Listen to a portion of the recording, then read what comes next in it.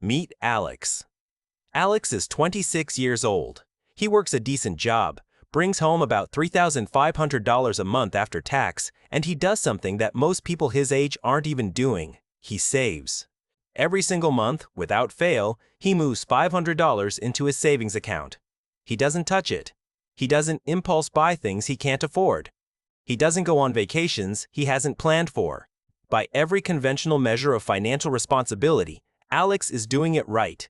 And yet, at the end of 3 years, something feels off. The rent went up. Groceries cost more than he remembers. His savings account shows a number that looks healthy on paper, but when he actually tries to do things with that money, a down payment, a car, a cushion to breathe, it feels like it's worth less than it should be.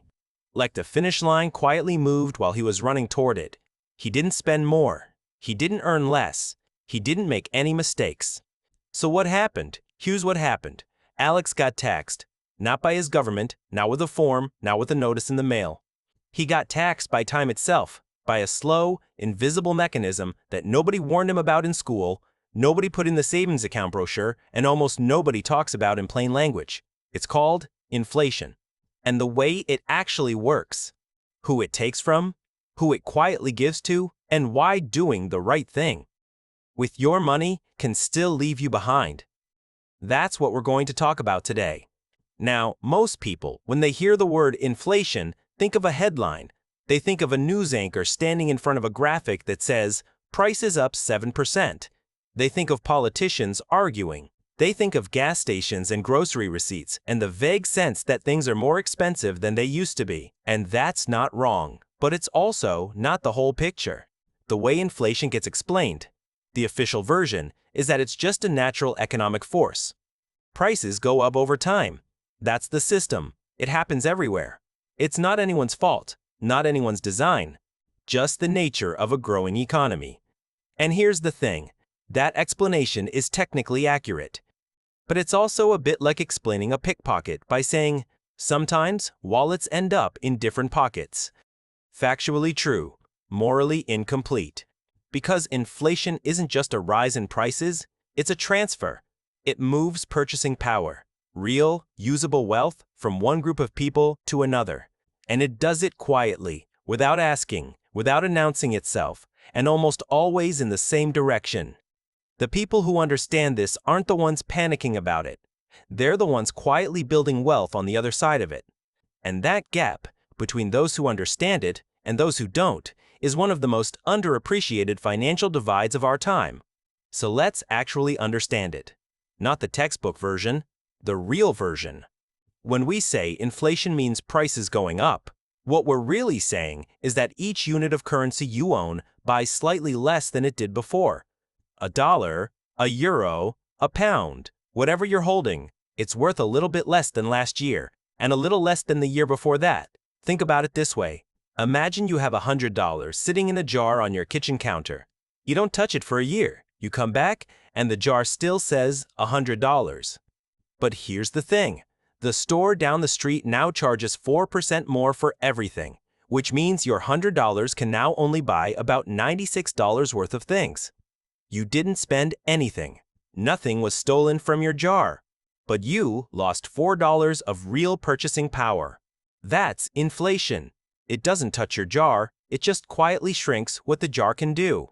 Now, most people's first instinct is, fine, that's why I keep my money in a savings account. It earns interest, it grows. That's the whole point. And yes, theoretically, that's the solution. Earn more interest than the rate of inflation, and you come out ahead. But here is where it gets uncomfortable. The average traditional savings account at a major bank, the interest rate on that is often around 0.3 to 0.5% per year. And in many parts of the world, it's even lower than that. But in some parts, it's higher as well. But some countries see savings rates barely above zero. Meanwhile, inflation over the last several years has run anywhere from 3% to, in peak periods, around 2022, over 9% annually. So if inflation is running at, say, 4%, and your savings account is paying you 0.4%, your real return is negative 3.6%. Every year, you're not growing your money. You're slowly watching it shrink in slow motion, while the number on your screen stays the same or even ticks upward. That's the cruelest part of this. The number grows. The value doesn't. Alex's savings account, after 3 years, might show $18,000. But $18,000 today does not buy what $18,000 bought 3 years ago. The jar looks the same. The world changed around it. Now here is where it starts to get really interesting. And, honestly, a little unsettling. If inflation is taking from some people, it has to be giving to others. That's just how transfers work. So who's on the receiving end? 2 groups mostly. The first group, borrowers. Specifically, people with large, fixed-rate debt. Mortgages, government debt, long-term loans. Here's the logic. If you borrowed $100,000 10 years ago, you still owe $100,000 today.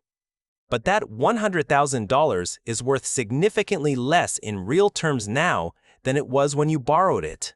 Inflation quietly ate away at the real size of your debt.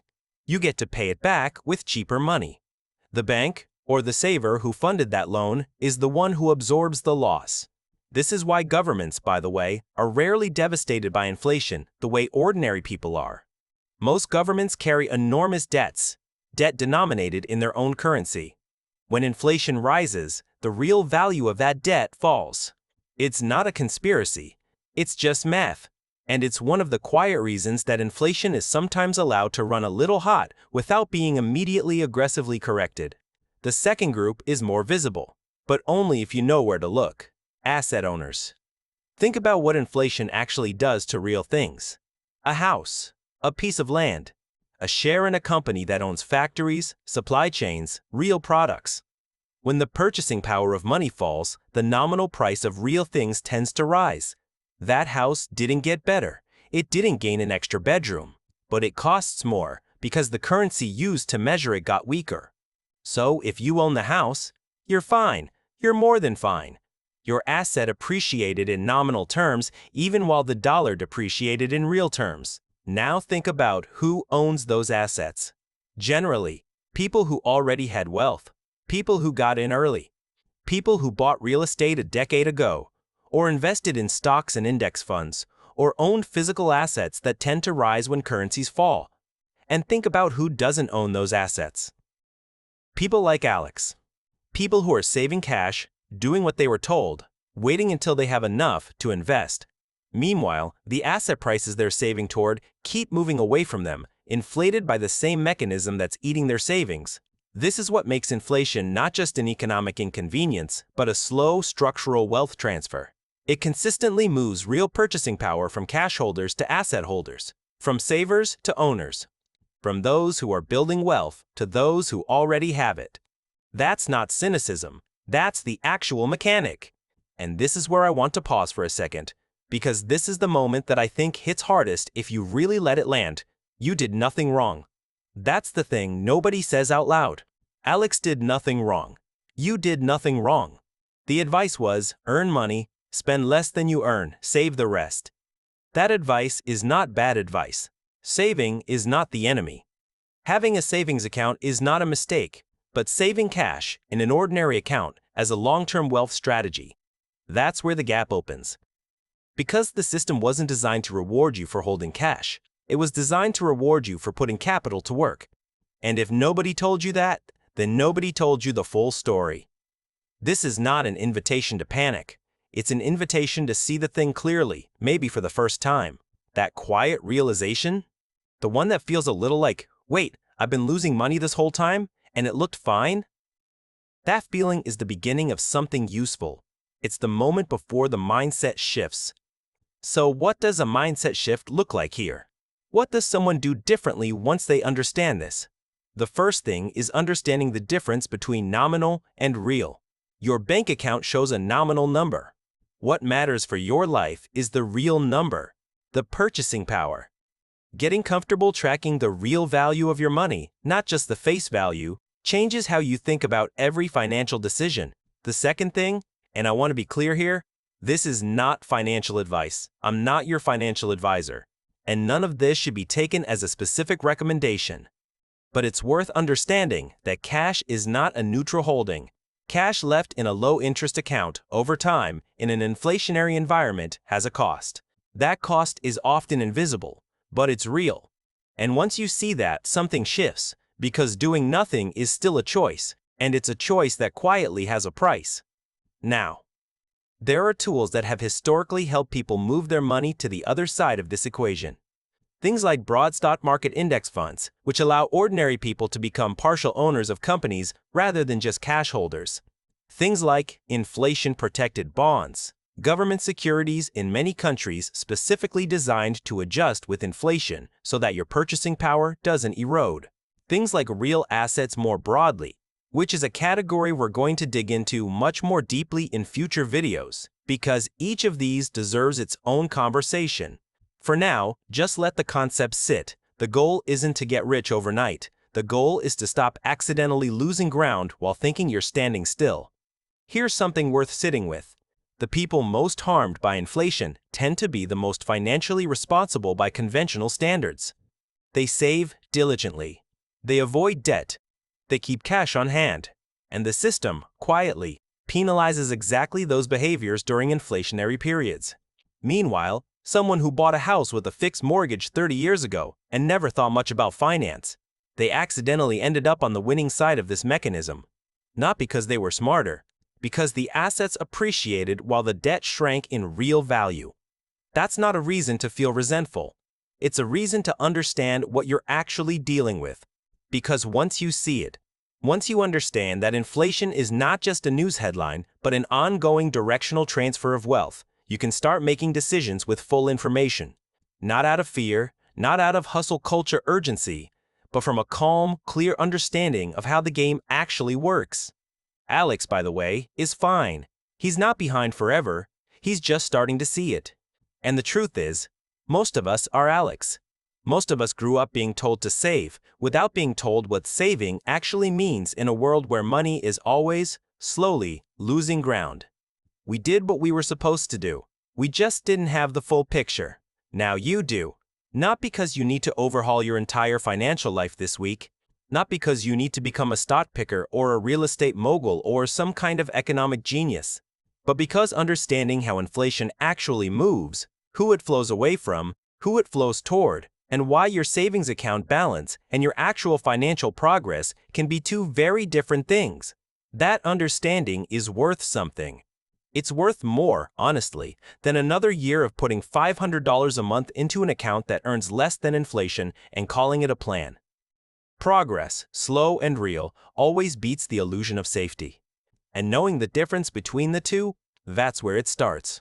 In the next videos, we're going to get into the specific tools, what index funds actually are, and how they work for someone just starting out, how inflation-protected instruments function, and why asset ownership, even at a small scale, changes the math in your favor. None of it is complicated. All of it is learnable, but that's for next time. For now, just look at your savings account, look at the number, and ask yourself, is that number growing, or is it just staying the same while the world quietly gets more expensive around it? That question is not meant to scare you. It's meant to wake you up, gently, and with purpose. Because here's what I believe. The moment you stop seeing your money as just a number and start seeing it as something that either works for you or quietly works against you, well, that's when things get interesting. And trust me, the next conversation is going to be even more interesting than this one. Till then, take care, and thanks for watching.